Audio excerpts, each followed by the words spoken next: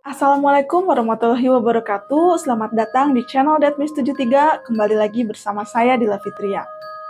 Terima kasih buat kalian yang udah subscribe, like, dan komen. Juga buat kalian yang udah kirim cerita horor kalian.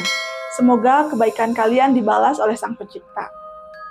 Hari ini saya mau cerita tentang pengalaman horor salah seorang sahabat peneror, yaitu pendengar cerita horor. Cerita ini dialami oleh Kaulan. Nah, Kaulan ini sekarang tinggal di kota Jakarta. Kejadiannya terjadi di tahun 2000, saat Kaulan masih duduk di bangku sekolah menengah atas. Cerita horor kali ini sangat menarik, karena berkaitan dengan sebuah tempat yang mempunyai banyak mitos dan juga cerita horor. Dan hampir setiap tahunnya selalu terjadi banyak kecelakaan di sana. Oke, gak usah lama-lama lagi, kita mulai ceritanya. Rasakan, lihat, dan dengarkan. Mereka ada di sekeliling kalian.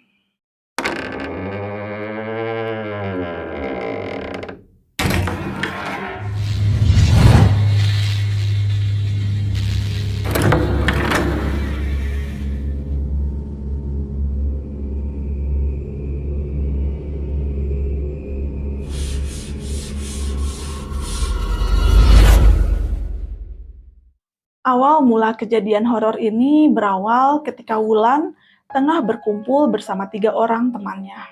Teman-temannya ini bernama Astri, Jerry, dan juga Akbar. Mereka ini adalah teman dekat. Mereka sudah berteman sejak masih duduk di sekolah menengah pertama. Nah, saat itu mereka ini berkumpul di rumahnya Astri, dan mereka ngobrol seperti biasa.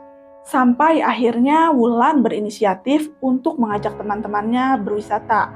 Kebetulan esok harinya mereka ini sedang libur. Besok ke Subang yuk, kita berendam. Udah lama kan gak ke sana. Terakhir 1 tahun yang lalu. Ayolah kita liburan, besok kita berangkat, gimana? Tidak banyak perdebatan, mereka langsung menyetujui saran dari Wulan. Dan mereka sepakat untuk naik kendaraan umum yang biasa disebut Elf. Mereka berencana naik Elf ini dari Terminal Ledeng. Dan seperti biasa, mereka sebelumnya selalu berkumpul di rumahnya Asri, tepatnya di daerah Cicahem. Ya, bisa kita ibaratkan, rumahnya Asri ini seperti base camp mereka. Mereka juga sudah dianggap seperti keluarga sendiri oleh ibunya Asri ini. Singkat cerita, keesokan harinya, sekitar jam 5 sore, Wulan sudah sampai di rumah Astri, dan ternyata Akbar sudah duluan tiba di sana. Si Jerry belum sampai, kemana dia? Belum, kayaknya dia masih di jalan. Kita tunggu aja lah. Sambil menunggu Jerry datang, mereka ini ngobrol di halaman rumahnya Astri. Dan setelah itu, kakeknya Astri ini datang menghampiri mereka. Mau pada pergi kemana? Ke Ciater, kek. Kakek mau ikut? Ah, udah sepuh gini mah, repot pergi-pergian. Kalian harus hati-hati kalau mau pergi-pergian, apalagi mau ke daerah Subang. Emang kenapa, kek? Lewat tanjakan Emen, angkat di sana harus banyak berdoa. Oh, yang katanya harus buang puntung rokok sama uang koin ya, kek? Ada juga yang bilang harus nyalain klakson. Mitos apapun yang ada di sana, yang penting kalian tetap berdoa, karena hakikatnya kalian adalah tamu. Tidak lama saat mereka tengah berbincang dengan kakek, terdengar suara klakson dari arah luar.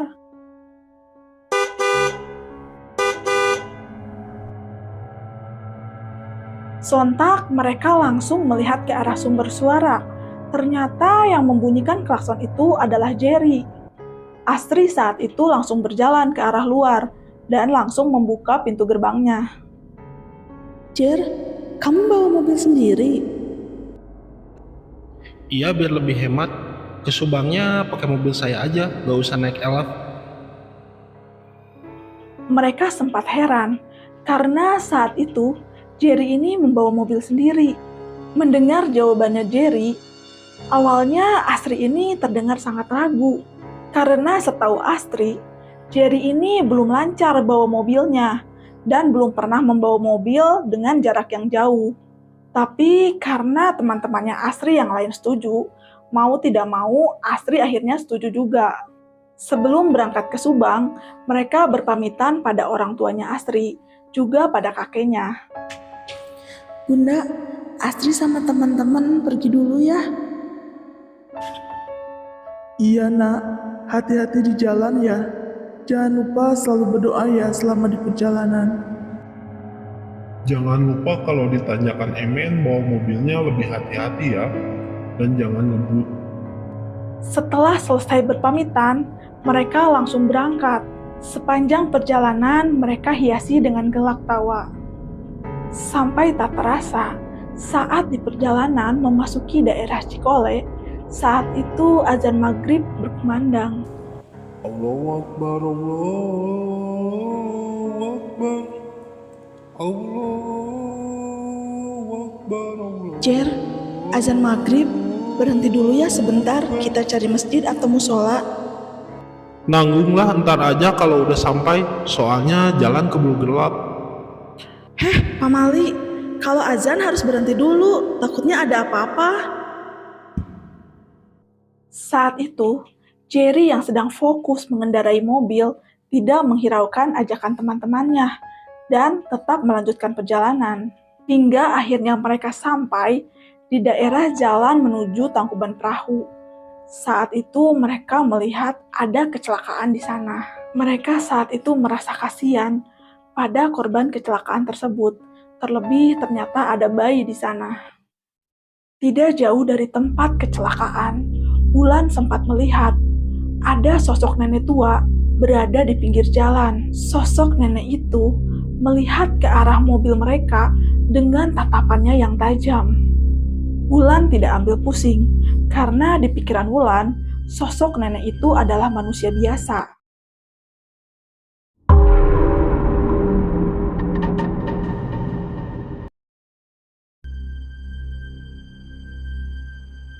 Singkat cerita, mereka akhirnya mulai memasuki tanjakan Emen. Saat itu hujan mulai turun dan juga kabut mulai menutupi area jalan. Ditambah saat itu penerangan masih tidak terlalu banyak. Jer, ini udah masuk tanjakan Emen, hati-hati bawa mobilnya, jangan ngebut-ngebut ah. Jer, nyalain klaksonnya dong biar aman, sama lemparin uang koin keluar. Saat itu Jerry yang mendengar apa kata teman-temannya malah tertawa sambil menyalakan klakson berulang kali. Jerry juga saat itu membuka jendela mobil sambil melemparkan uang kertas pecahan 10.000. Masih aja percaya sama mitos-mitos, bohong tuh, udah nggak usah pada bawel. Udah saya lempar tuh uangnya, malahan udah saya lebihin. Lumayan kan buat Bang Sajin bisa buat nongkrong. Astri yang saat itu mendengar jawaban dari Jerry langsung menegur Jerry dan meminta Jerry untuk tidak berbicara sompral. Sepanjang perjalanan, waktu itu benar-benar terhalang oleh kabut. Hingga saat dibelokan, Jerry langsung menginjak rem mobilnya secara mendadak.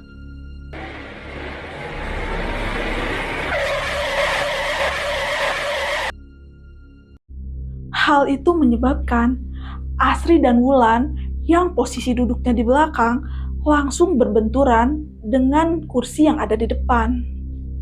Akbar yang saat itu duduk di sampingnya Jerry langsung melihat ke arah Jerry. Jer, apaan sih? Gak lucu ngerem mendadak, untung gak ada mobil di belakang. Saat itu terlihat wajahnya Jerry berubah menjadi pucat, menampilkan ekspresi yang tidak biasa. Sorry, tadi ada kucing nyebrang jalan. Jerry waktu itu menjawab dengan singkat, dan sepanjang perjalanan, Jerry ini jadi lebih banyak diam. Hal itu membuat Akbar merasa heran. Di dalam hatinya, Akbar berkata, pasti Jerry melihat sesuatu. Singkat cerita, mereka akhirnya sampai di wisata air hangat yang menjadi tujuan utama mereka. Mereka merasa lega karena sepanjang perjalanan tidak terjadi apa-apa dan mereka bisa sampai dengan selamat. Saat di ruang ganti, Akbar melihat Jerry cepat-cepat keluar dari kamar ganti dengan wajah yang ketakutan. Kamu kenapa, Ger? Saya tadi lihat ada nenek-nenek di ruang ganti. Akbar saat itu langsung melihat ke arah kamar ganti dan ternyata tidak ada siapa-siapa di sana. Jerry menjelaskan pada teman-temannya kalau sosok yang Jerry lihat di kamar mandi itu adalah sosok nenek-nenek. Sosok yang sama dengan yang Jerry lihat saat berada di tanjakan Emen. Bedanya, saat di tanjakan Emen, sosok nenek-nenek tersebut berada di tengah jalan. Sosok nenek tersebut menatap ke arah Jerry dengan tatapan yang tajam.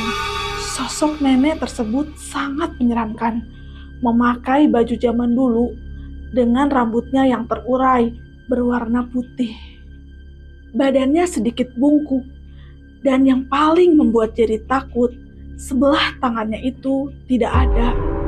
Astri dan Wulan yang mendengar percakapan antara Jerry juga Akbar mulai merasa ada sesuatu yang tidak beres. Tapi Akbar menenangkan mereka dan mengajak mereka untuk kembali ke kolam renang.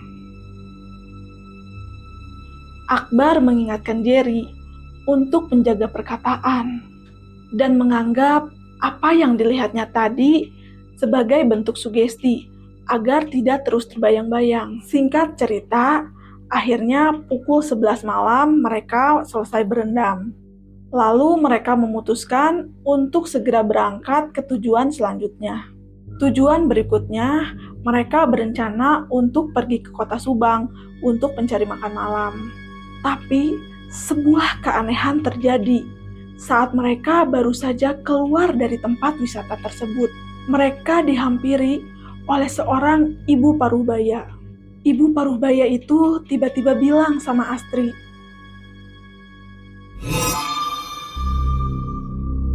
Hati-hati ya, Neng. Mereka nggak suka kalau diganggu. Gimana maksudnya, Bu? Ibu paruhbaya itu tidak menjawab, tapi dari raut wajahnya terlihat sangat sedih. Lalu beliau kembali berjalan, meninggalkan Astri dan teman-temannya. Semua terlihat heran, hanya Jerry saja yang terlihat ketakutan. Setelah kejadian di luar nalar tersebut, mereka langsung melanjutkan perjalanan. Saat di dalam mobil, Astri dan Wulan karena kelelahan sudah tertidur. Hanya Jerry dan Akbar saja yang masih terjaga di malam itu. Sepanjang jalan terlihat sepi, jarang ada kendaraan yang melintas. Hanya sesekali saja truk besar yang melintas saat itu. Warung-warung yang ada di pinggir jalan pun terlihat sudah tutup. Tidak ada kejadian ganjil apapun selama di perjalanan. Tapi, begitu memasuki jalan Cagak, tiba-tiba Jerry kembali menginjak remnya secara mendadak dan membanting setirnya ke arah kiri.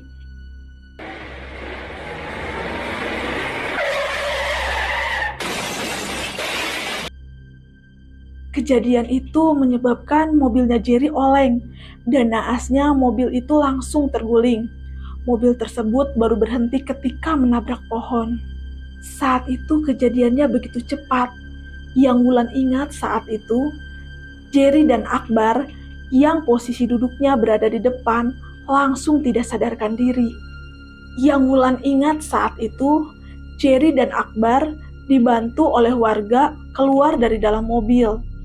Sementara Astri masih sadar, tapi dia menangis histeris sambil memegang kaki bagian kanan. Selanjutnya mereka langsung dibawa ke rumah sakit di daerah Subang. Mereka dibantu oleh mobil yang kebetulan lewat dan langsung dibawa ke IGD. Perasaan Wulan saat itu berkecamuk melihat teman-temannya dalam kondisi yang mengenaskan. Wulan tidak bisa menjelaskan secara detail bagaimana kronologi saat di IGD. Yang Wulan ingat saat itu, Wulan sempat mendengar kalau dokter bilang bahwa ada salah seorang di antara mereka yang tidak tertolong dan seorang lagi dalam keadaan kritis.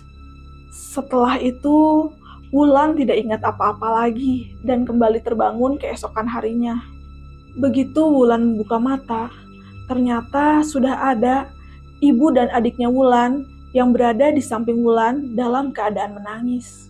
Wulan yang teringat dengan keadaan teman-temannya langsung menanyakan keadaan mereka pada ibunya.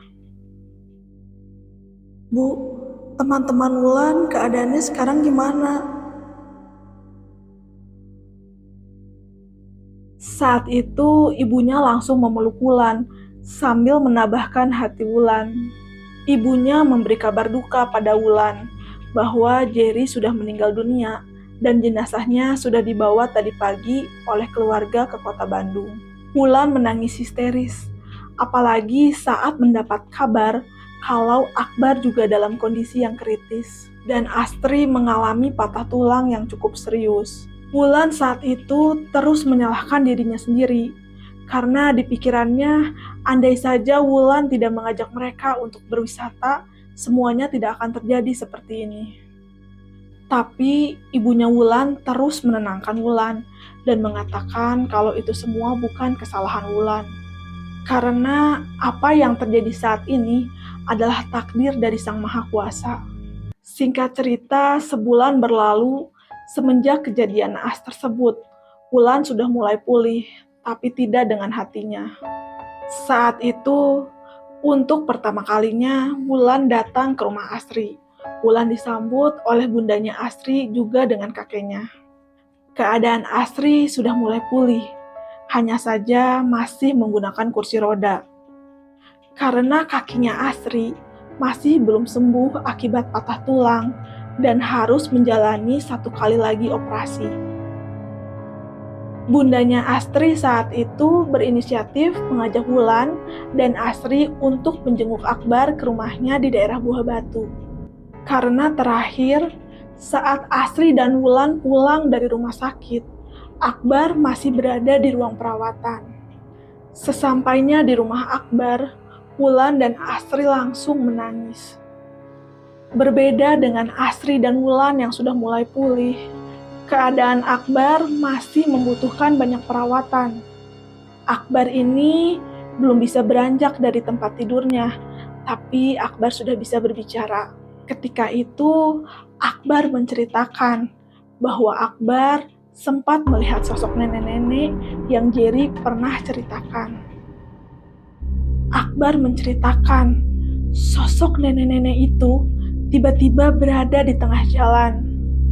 Hal itu membuat Jerry menjadi hilang kendali dan membanting setirnya ke arah kiri. Hingga akhirnya terjadi musibah yang tidak diinginkan. Akbar lalu meminta Astri dan juga Wulan untuk datang ke rumahnya Jerry untuk meminta maaf pada ibunya Jerry.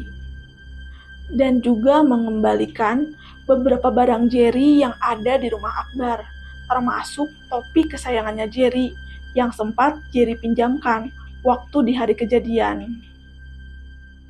Sore harinya, sesuai dengan permintaan Akbar, mereka langsung mendatangi rumahnya Jerry. Mereka disambut oleh kakaknya Jerry yang bernama Galih. Galih menjelaskan pada teman-temannya Jerry, semenjak kepergian anaknya, ibunya Jerry ini lebih sering mengurung dirinya di kamar dan jarang mau menerima tamu. Tapi ketika mendengar suaranya Wulan dan juga Astri, ibunya Jerry ini langsung keluar kamar dan langsung memeluk mereka karena tidak menyangka akan kehilangan anaknya secepat ini. Ibunya Jerry juga bercerita bahwa 1 hari sebelum kejadian naas tersebut, Jerry ini meminta izin pada orang tuanya untuk meminjam mobil. Alasannya untuk melayat temannya yang meninggal dunia. Jadi Jerry ini meminjam mobil orang tuanya bukan untuk berwisata. Alasannya untuk melayat. Tapi pada akhirnya justru kebalikannya. Mobil tersebut menjadi saksi bisu kejadian naas yang menimpa mereka. Dan justru teman-temannya Jerry yang datang untuk melayat Jerry. Singkat cerita, 1 tahun berlalu semenjak kejadian tersebut. Tepat di hari meninggalnya Jerry, ibunya Jerry dan juga Galih mengajak Asri, Wulan, dan juga Akbar untuk kembali datang ke Jalan Cagak. Niat ibunya Jerry bukan untuk membuka luka lama, tapi hal tersebut dilakukannya untuk lebih mengikhlaskan kepergian anaknya. Ibunya Jerry mulai bisa menerima keadaan, dan ibunya Jerry tidak pernah membenci tanjakan Emen ataupun Jalan Cagak. Justru ibunya Jerry dan juga Galih selalu mengingatkan kepada setiap orang yang akan melewati jalan tersebut untuk lebih berhati-hati. Dan yang paling penting dan harus dipahami, kita harus menjaga sikap dan juga tata krama saat melewati jalan tersebut. Semua yang terjadi di dunia ini sudah ada suratan takdirnya, termasuk maut yang bisa menjemput kapan saja. Tapi pelajaran berharga yang bisa kita ambil dari episode di teror kali ini adalah kemanapun kita pergi dan kemanapun kita melangkah, jangan lupa untuk meminta izin dan restu pada orang tua. Katakanlah sejujurnya, karena doa orang tua adalah doa yang terbaik untuk anaknya. Terima kasih juga untuk sahabat peneror. Mohon maaf apabila masih banyak kekurangan, dan semoga kita semua dijauhkan dari mara bahaya. Sampai jumpa di acara di teror selanjutnya. Rasakan, lihat, dan dengarkan. Mereka ada di sekeliling kalian. Wassalamualaikum warahmatullahi wabarakatuh.